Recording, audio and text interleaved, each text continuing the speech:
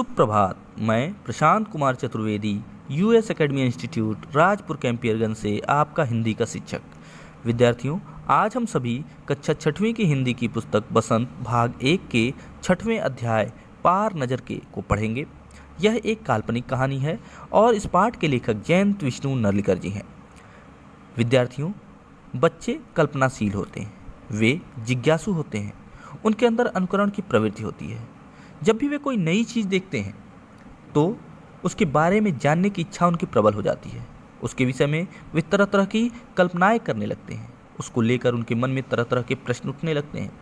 उन प्रश्नों के उत्तर की चाह में वे घर के बड़े सदस्य, माता पिता या गुरुजनों के पास जाते हैं और उत्तर की चाह रखते हैं। उनके घर के बड़े सदस्य, माता पिता या गुरुजन उनकी बातों को ध्यानपूर्वक सुनते हैं और उनके प्रश्नों का यथोचित उत्तर देकर उनकी जिज्ञासा को शांत करने का यथासंभव प्रयास करते हैं। बच्चे कभी कभी कल्पना के माध्यम से खुद ही किसी निष्कर्ष पर पहुंच जाते हैं।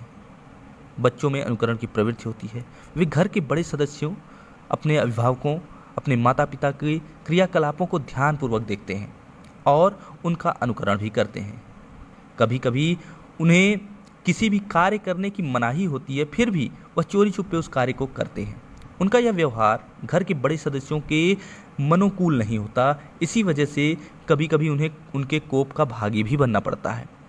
बच्चों के इस व्यवहार को ध्यान में रखते हुए, उनकी कल्पनाशीलता, उनकी जिज्ञासा, उनकी अनुकरणवादी प्रवृत्ति को ध्यान में रखते हुए लेखक ने इस पाठ का लेखन किया है, पार नज़र के। तो आइए पढ़ते हैं पार नज़र के। वह एक सुरंगनुमा रास्ता था। आम आदमी के लिए इस रास्ते से होते हुए जाने की मनाही थी, लेकिन छोटू ने एक दिन अपने पापा का सिक्योरिटी पास लिया और जा पहुंचा सुरंग में। फिर क्या हुआ? छोटू, कितनी बार कहा है तुमसे कि उस रास्ते उस तरफ मत जाया करो। फिर पापा क्यों जाते हैं उस तरफ रोज रोज? पापा को काम पर जाना होता है। रोजाना यही वार्तालाप हुआ करता था छोटू की माँ और छोटू के बीच। उस तरफ एक सुरंगनुमा रास्ता था और छोटू के पापा इसी सुरंग से होते हुए काम पर जाया करते थे। आम आदमी के लिए इस रास्ते से जाने की मनाही थी। चंद चुनिंदा लोग ही इस सुरंगनुमा रास्ते का इस्तेमाल कर सकते थे और छोटू के पापा इन्हीं चुनिंदा लोगों में से एक थे। एक बालक है जिसका नाम छोटू है।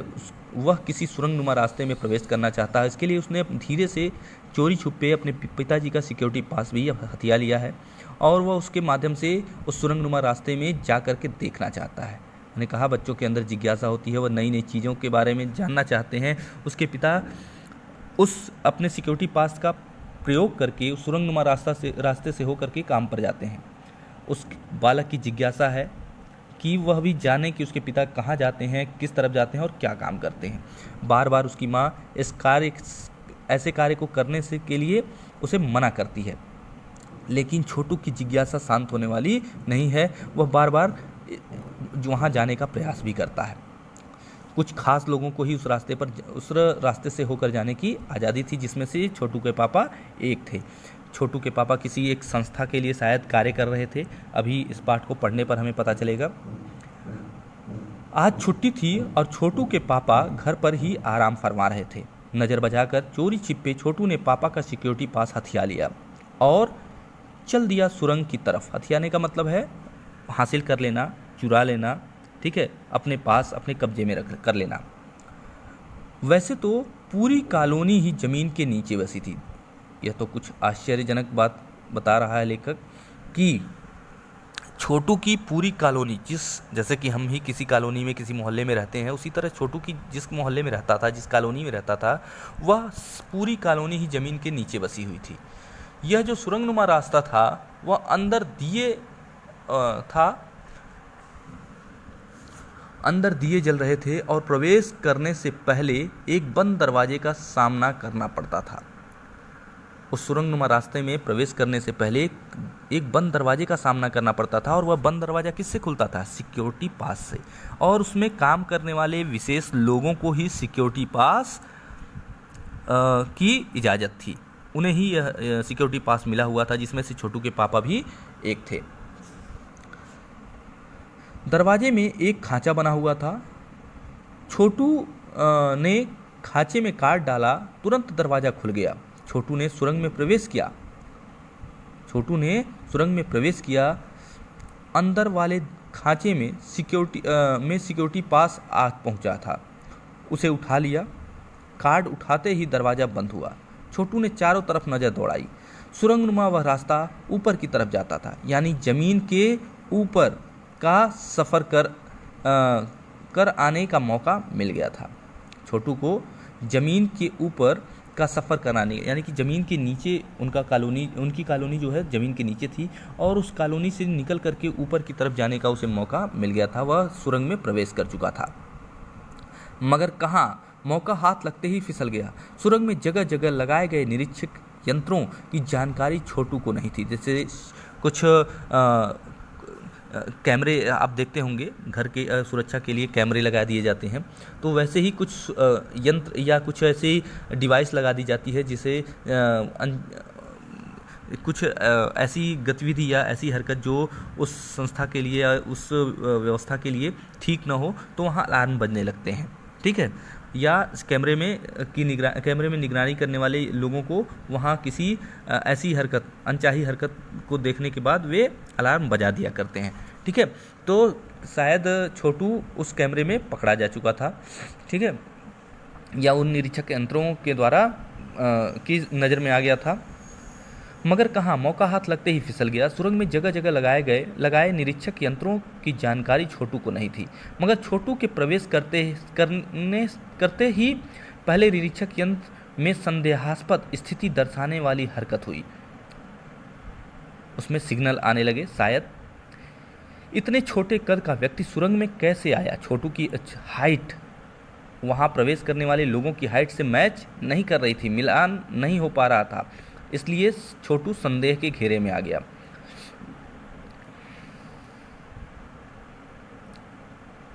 दूसरे निरीक्षक यंत्र ने तुरंत छोटू की तस्वीर खींच ली।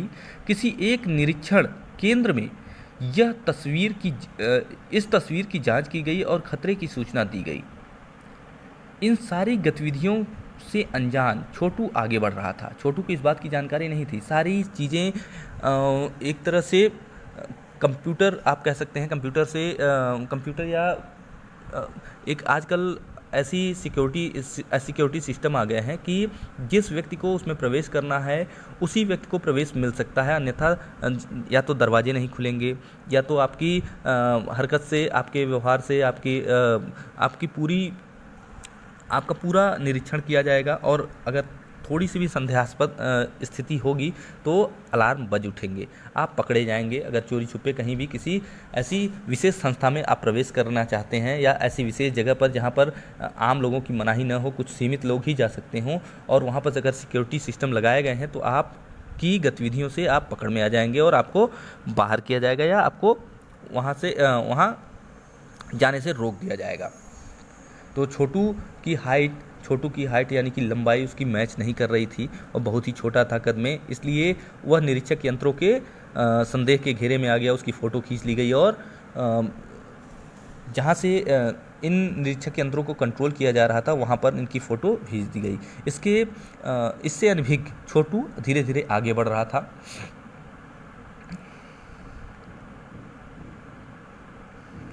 इन गतिविधियों से अनजान छोटू आगे बढ़ रहा था, तभी जाने कहाँ से सिपाही दौड़े चले आए, छोटू को पकड़कर वापस घर छोड़ आए। घर पर माँ छोटू का इंतजार कर रही थी, बस अब छोटू की खैरियत न थी। छोटू के पापा न होते तो छोटू का बचना मुश्किल था। अगर माँ ने उसे मना भी किया था, और यह छोटू की बार बार की गलती थी। माँ उसे बार बार मना भी करती थी, लेकिन छोटू नहीं मानता था। अपनी जिज्ञासु प्रवृत्ति के कारण वह उसमें उस सुरंगनुमा रास्ते में जाना चाहता था।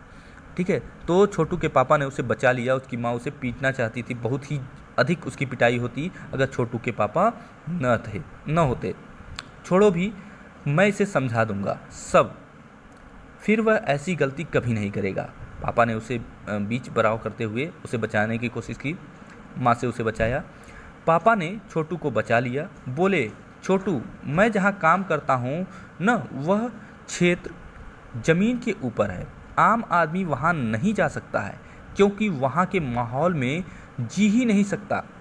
तो फिर आप कैसे जाते हैं वहाँ? छोटू का प्रश्न भी स्वाभाविक था। जब आम आदमी नहीं जी सकता तो आप वहाँ उस ऊपरी सतह पर जाकर काम कैसे कर लेते हैं? छोटू का सवाल लाजमी था, स्वाभाविक सा था।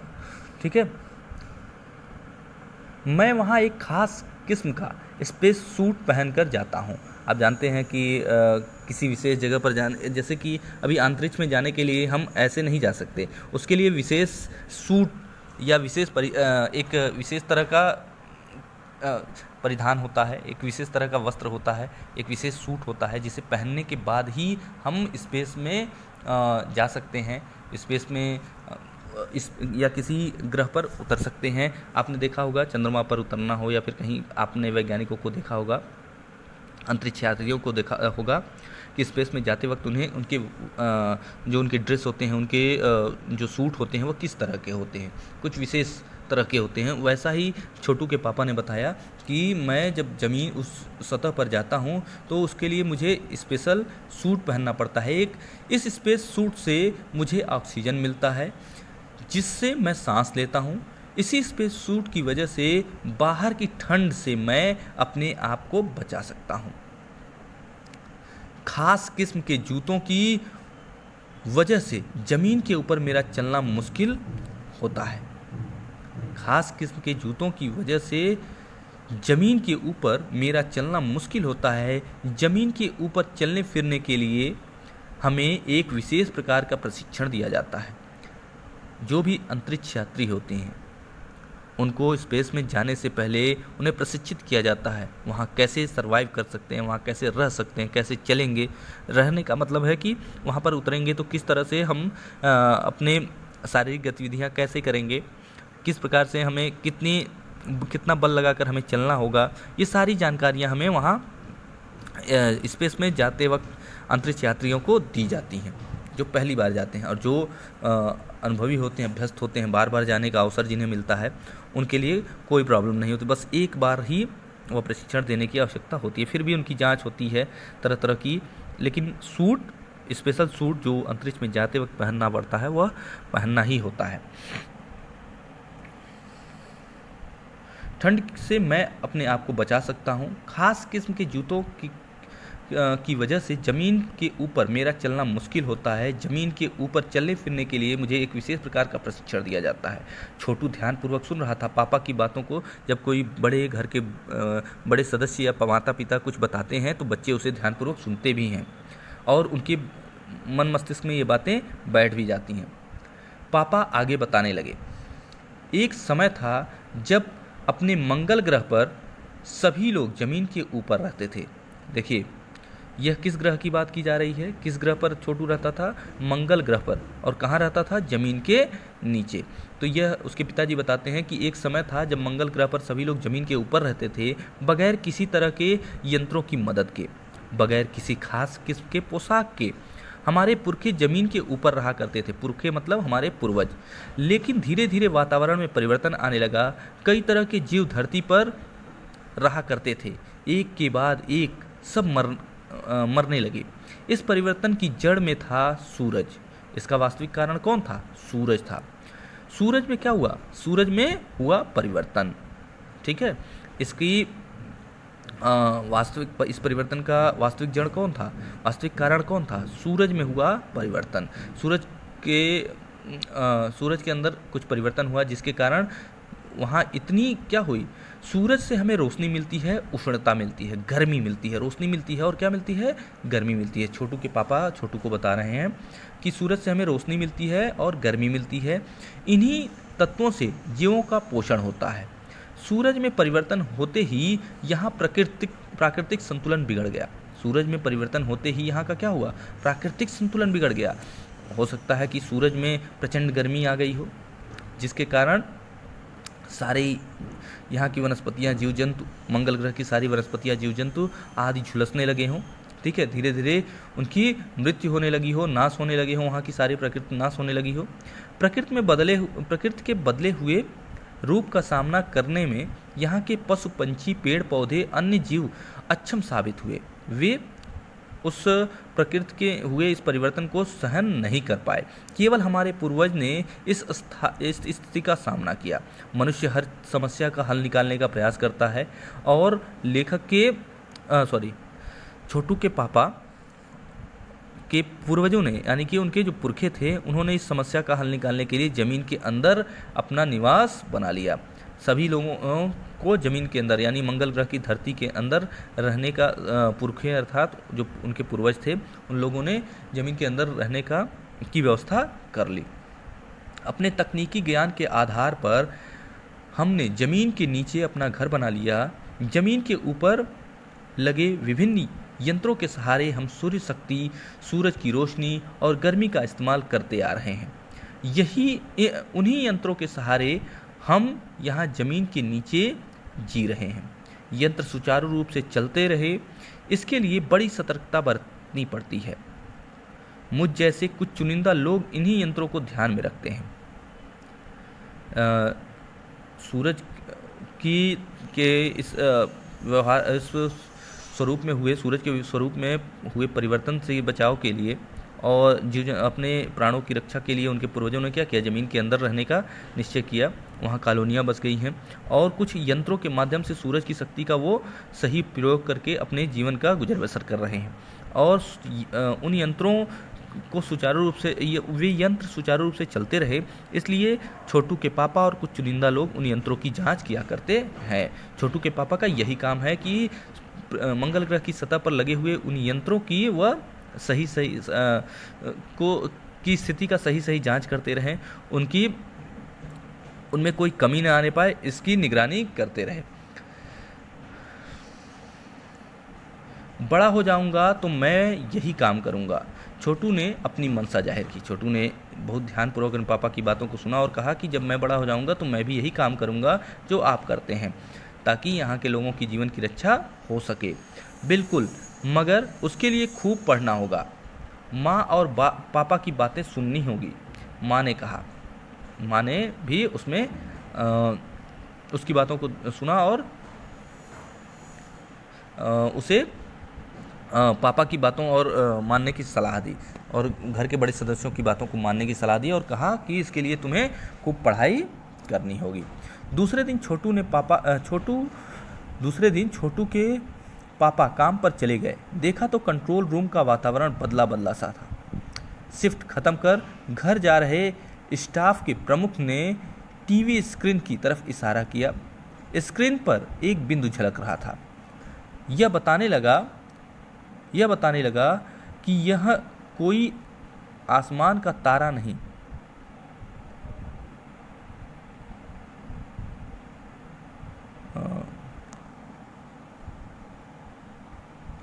दूसरे दिन छोटू के पापा काम पर चले गए। देखा तो कंट्रोल रूम का वातावरण बदला सा था।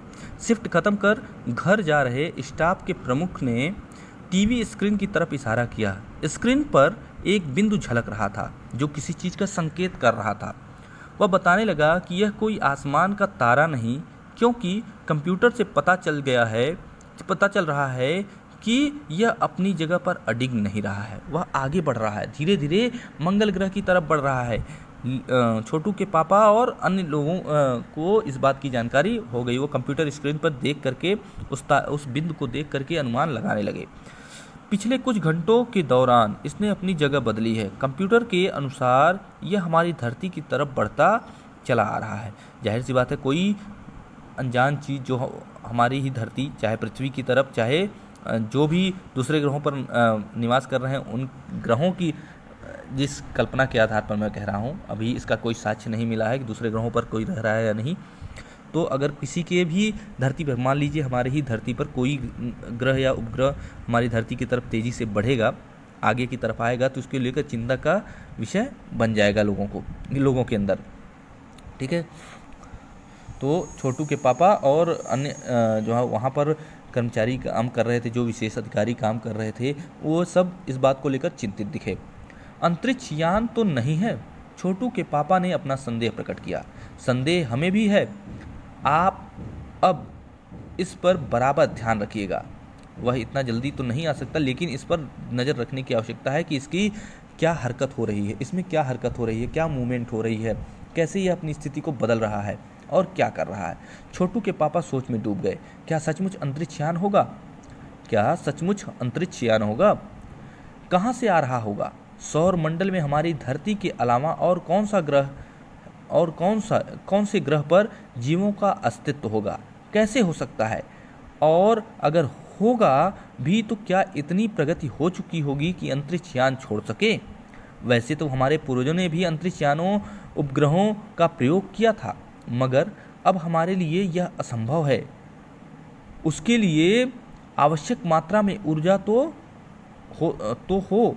काश इस नए मेहमान को नज़दीक से देखा जा सकता।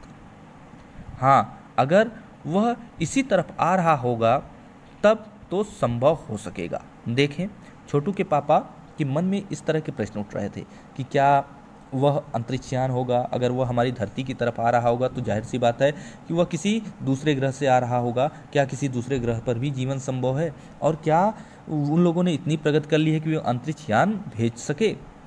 अंतरिक्ष यान तो हमारे पूर्वजों ने भी तैयार किया था, लेकिन अब हमारे पास उतनी ऊर्जा, उतनी क्षमता नहीं है और परिस्थितियां भी बदल चुकी हैं। तरह तरह के प्रश्न छोटू के पापा के मन में उठ रहे थे। अब अंतरिक्ष यान से एक यांत्रिक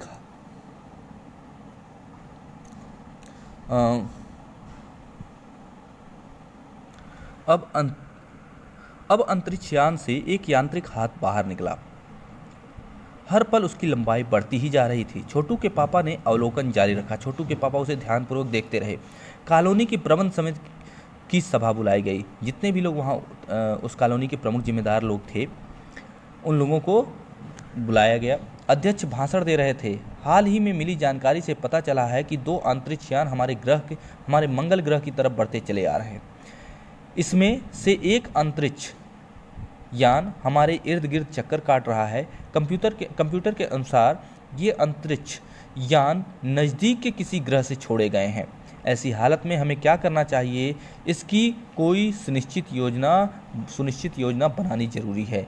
नंबर 1, आपका क्या ख्याल है? वे देखिए एक दूसरे को नंबर से बुला रहे हैं, एक दूसरे का नाम नहीं ले रहे हैं।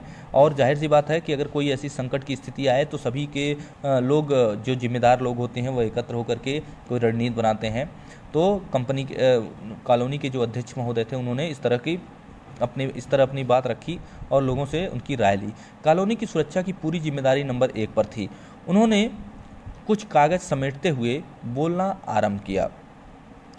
इन दोनों अंतरिक्ष यानों को जलाकर खाक कर देने की क्षमता हम रखते हैं, मगर इससे हमें कोई जानकारी हासिल नहीं हो सकती। अंतरिक्ष यान बेकार कर जमीन पर उतरने पर मजबूर कर देने वाले यंत्र हमारे पास नहीं है। हालांकि अगर ये अंतरिक्ष यान खुद ब खुद जमीन पर उतरते हैं तो उन्हें बेकार कर देने की क्षमता हम में अवश्य है। मेरी जानकारी के अनुसार इन अंतरिक्ष यानों में सिर्फ यंत्र हैं, किसी तरह के जीव इसमें सवार नहीं है। जिनको नंबर 1 कॉलोनी की सुरक्षा की जिम्मेदारी दी गई थी, वे इस पर अपनी राय रखते हैं कि इस अंतरिक्ष यान को खाक कर देने की क्षमता हमारे अंदर है, लेकिन तभी जब ये अंतरिक्ष यान हमारी धरती पर उतर पाएंगे, तभी हवा में इस पर प्रहार करके हम उसे नीचे उतार देने की क्षमता हमारे अंदर नहीं है, जब तक कि यह ज़मीन पर हमारी धरती पर उतर नहीं जाते।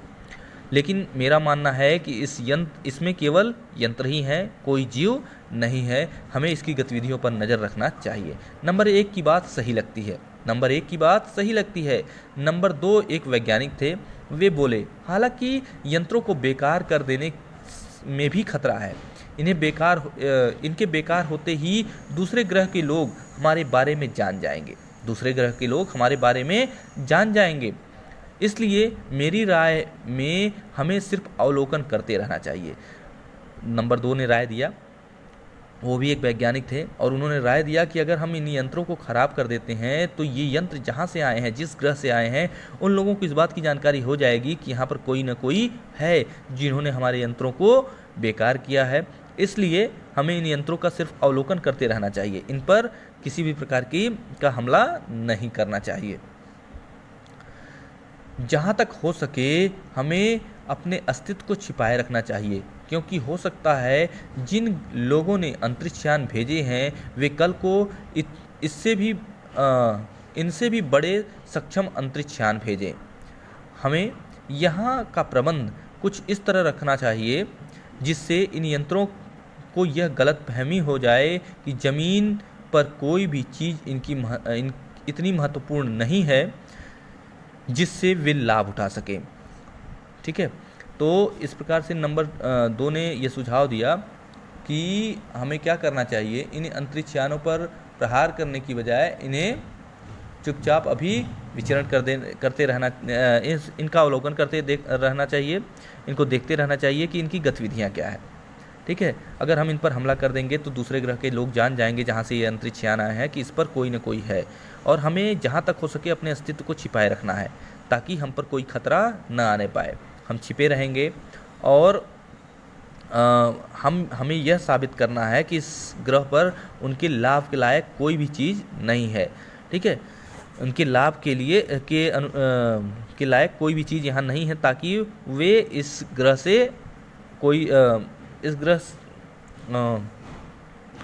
ग्रह से उन्हें कोई लाभ होने वाला नहीं है और वे इस ग्रह पर आने की इच्छा खत्म कर दें या इस ग्रह पर आने का प्रयास फिर दोबारा न करें।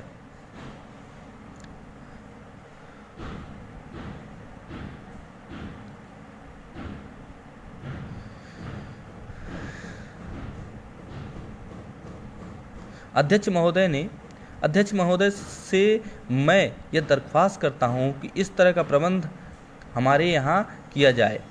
नंबर 3 सामाजिक व्यवस्था का काम देखते थे। उनकी बात के जवाब में अध्यक्ष कुछ बोलने जा ही रहे थे कि फ़ोन की घंटी बजी। अध्यक्ष ने चोंगा उठाया। ठीक है, फ़ोन के रिसीवर की बात की जा रही है।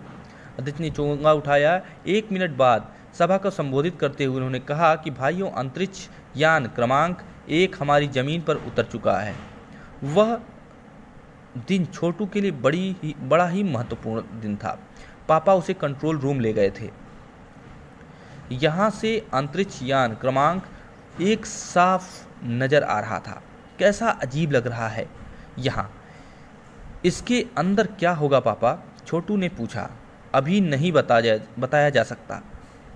दूर से ही उसका निरीक्षण जारी है। उस पर बराबर हमारा ध्यान है। उसके हर अंग पर हमारा नियंत्रण है। वक्त आने पर ही हम अगला कदम उठाएंगे, छोटू के पापा ने बताया। उन्होंने छोटू को एक कंसोल पैनल दिखाया जिस पर कई बटन थे। अब अंतरिक्ष यान से एक यांत्रिक हाथ बाहर निकला। हर पल उसकी लंबाई बढ़ती ही जा रही थी।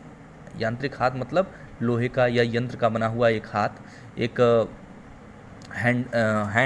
लोहे का हैंड या जिस भी तरह का हो, कृत्रिम हाथ, एक बनावटी हाथ। ठीक है, उस अंतरिक्ष यान से बाहर निकला। शायद वह उस मंगल ग्रह की धरती से मिट्टी लेना चाहता था या कुछ और भी चीज़ें उठाना चाहता था। ठीक है, अब अंतरिक्ष यान से एक यांत्रिक हाथ बाहर निकला। हर पल उसकी लंबाई बढ़ती ही जा रही थी। वह शायद जमीन तक पहुंचकर मिट्टी उकेर लेना चाहता था। वह मिट्टी हाथ में लेना चाहता था। सब लोग स्क्रीन पर दिखाई दे रही अंतरिक्ष यान की इस हरकत को ध्यान से देखने में लगे हुए थे। सिवाय एक के उसका ध्यान कहीं और ही था। छोटू का सारा ध्यान कंसोल पैनल पर था। कंसोल पैनल पर एक बटन दबाने की अपनी इच्छा को वह रोक नहीं पाया। वह लाल बटन उसे बरबस अपनी तरफ खींच रहा था। कंसोल पैनल था एक पैनल जिस पर कई बटन लगे हुए थे, कई छोटी मोटे बटन्स थे, और जहाँ से शायद उस सारी चीज़ों को कंट्रोल किया जाता था। छोटू की इच्छा रंगीन काफ़ी तेज़ चटक लाल रंग के एक बटन पर कभी से लगी हुई थी। वह उस बटन को दबाए बिना उसी बटन को बार बार देख रहा था और उसको दबाने की इच्छा उसकी प्रबल हो रही थी। सभी लोग उस स्क्रीन पर आ रहे उस अंतरिक्ष यान को देख रहे थे, ध्यानपूर्वक उसकी गतिविधियों पर का अवलोकन कर रहे थे, लेकिन छोटू की नज़र कहीं और ही थी। और सहसा खतरे की घंटी बजी। सबकी निगाहें कंसोल की तरफ मुड़ी। पापा ने छोटू को अपनी तरफ खींचते हुए एक झापड़ रसीद कर दिया और लाल बटन को पूर्व की स्थिति में ला रखा। छोटू ने क्या किया? छोटू ने कंसोल पैनल का लाल बटन दबा दिया। इसको देखते ही तभी घंटी बजी, बटन दबने की घंटी बजी और छोटू के पापा गुस्से में तमतमा करके उन्होंने छोटू को अपनी तरफ खींचा और एक झापड़ उसे रसीद कर दिया और बटन को पूर्व की स्थिति में ला दिया। मगर उस तरफ अंतरिक्षयान के उस यांत्रिक हाथ की हरकत सहसा रुक गई। यंत्र बेकार हो गया था। यांत्रिक हाथ जो उसका जो अंतरिक्षयान का जो हाथ आगे बढ़ रहा था वह बेकार हो चुका था। उसका हरकत रुक गई थी। शायद वह कंसोल पैनल का वह बटन दबाने की वजह से उसकी हरकत होनी बंद हो गई थी। उसमें कुछ खराबी आ गई। उस पर शायद कुछ उसको शायद उसकी सुरक्षा व्यवस्था ने, उस मंगल ग्रह की सुरक्षा व्यवस्था ने शायद उस यांत्रिक हाथ को खराब कर दिया था। मगर उस तरफ उधर पृथ्वी पर national aeronautics and space administration यानी नासा द्वारा प्रस्तुत वक्तव्य में ने सबका ध्यान अपनी तरफ आकर्षित कर लिया। मंगल की धरती पर उतरा हुआ अंतरिक्षयान वाइकिंग अपना निर्धारित कार्य कर रहा था। हालांकि किसी अज्ञात कारणवश अंतरिक्षयान का यांत्रिक हाथ बेकार हो गया है। पृथ्वी पर एक स्टेटमेंट जारी हुआ, एक सूचना जारी की गई नासा के द्वारा। किसके द्वारा? नासा के द्वारा, national aeronautics and space administration, NASA के द्वारा, कि जो मंगल ग्रह पर यांत्रिक अंतरिक्ष भेजा गया था उसका यांत्रिक हाथ काम करना, वह अपना काम, जिसका नाम था यांत्रिक्षयान का क्या नाम था, जो अंतरिक्षयान मंगल ग्रह की धरती पर उतरा हुआ था उसका नाम था वाइकिंग। और उन्होंने एक स्टेटमेंट जारी किया, एक संदेश जारी किया कि वह वाइकिंग अपना कार्य पूरी तरह से कर रहा था, अच्छी तरीके से कर रहा था, लेकिन अचानक किसी कारणवश उसका यांत्रिक हाथ बेकार हो गया है। नासा के तकनीशियन इस बारे में जांच कर रहे हैं तथा यांत्रिक हाथ को दुरुस्त करने के प्रयास भी जारी हैं कि उस अंतरिक्षयान के यांत्रिक हाथ को ठीक कर दिया जाए। इसके कुछ ही दिनों बाद पृथ्वी के सभी प्रमुख अखबारों ने छापा, नासा के तकनीशियनों को रिमोट कंट्रोल के सहारे वाइकिंग को दुरुस्त करने में सफलता मिल गई है। यांत्रिक हाथ ने अब मंगल ग्रह की मिट्टी के विभिन्न नमूने इकट्ठे करने का काम आरंभ कर दिया है। पृथ्वी के वैज्ञानिक मंगल की इस मिट्टी का अध्ययन करने के लिए बड़े उत्सुक थे। उन्हें उम्मीद थी कि इस मिट्टी के अध्ययन के बाद इस बात का पता लगाया जा सकेगा कि क्या मंगल ग्रह पर पृथ्वी की ही तरह जीव सृष्टि का अस्तित्व है। यह प्रश्न आज भी एक रहस्य है।